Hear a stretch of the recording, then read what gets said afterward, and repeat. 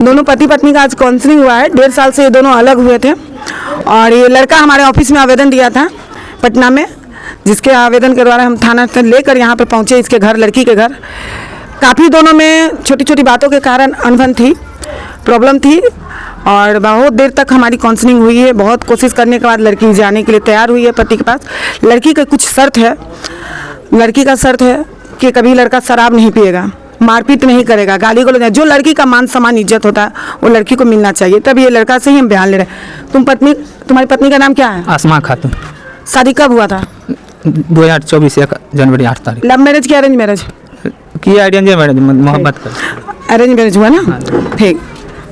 अपनी मर्जी से पत्नी को लेकर जा रहा है? जी हम अपनी मर्जी से। कोई दबाव? कोई दबाव नहीं। जो पत्नी का मान सम्मान इज्जत होता है वो देगा ना? जी देंगे। कभी शराब पिएगा? नहीं पिएंगे। अगर गलती से भी तुम पी लिया तो तुम पे कानूनी कार्रवाई करेंगे ना? जी। कस के बोलो। जी करिए, एकदम कानून पर। लड़की को कभी मारपीट नहीं करेगा? इससे पहले भी नहीं मारे, अभी भी नहीं मारेंगे। लड़की का जो मंथली हम बांधे हैं उसका मंथली चाहिए तो उसको तुम हर मंथ देगा ना? जी देंगे। उसका पर्सनल खर्च जिसका कोई हिसाब नहीं, बाकी बीमारी, कपड़ा लत्ता, खाना पीना सब तुम्हारी जिम्मेदारी। जी। उस अपना पैसा का 3000 का वो क्या करती है उसका कोई हिसाब तुम नहीं करेगा। जी। ठीक है। हाँ, कभी जरूरत पड़े कि तुम्हारे पास ना है तो वो पैसा संजोग के रखे रही तो तुम प्यार से मांग सकता है। वो तुम उसको समझेगा, वो तुमको समझेगी। आज सारी बातें तुम अपने मन से बोला है।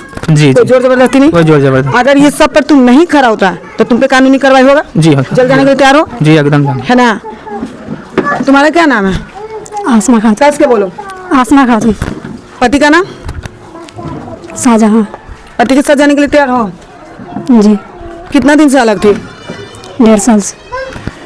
अपनी मर्जी से जा रही हो? जी। जो पति का मान सम्मान इज्जत होता है वो दोगी ना? जी।